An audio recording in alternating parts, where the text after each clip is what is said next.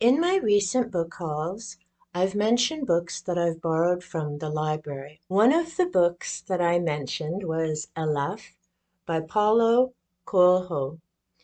The book that I showed in that video was different because it's the one that I borrowed from the library. This is my personal copy, which just arrived a few days ago. And I already had the pages marked in the book that I borrowed from the library with these handy little sticky notes. And I love these because you can use them over and over again once you've made your notes in your books. So having read this book, I already had the pages marked, and when my copy came, I could just move the sticky notes over to my copy. The next thing that I'll be doing is going through each of the pages and either making notes in the margins or highlighting the different sections because I already know which parts stood out for me.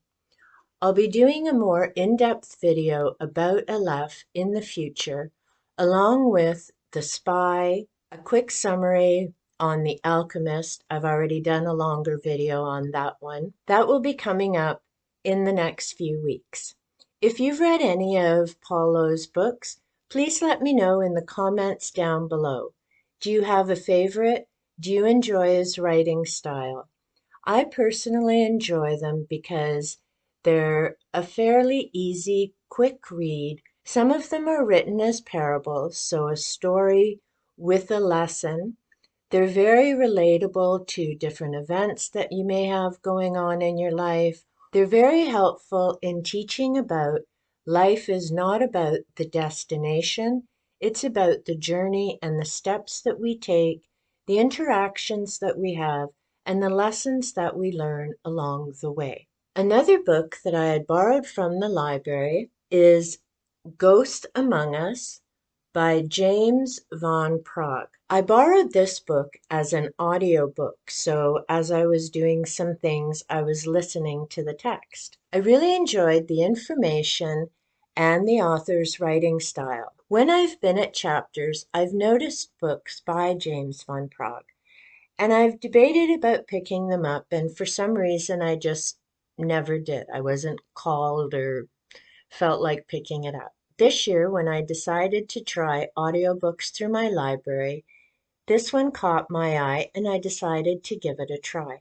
After having listened to the entire book, there were a number of things that I wanted to make note of, and I knew that it was going to be a book that I would go back to and use as a reference and pulling information together.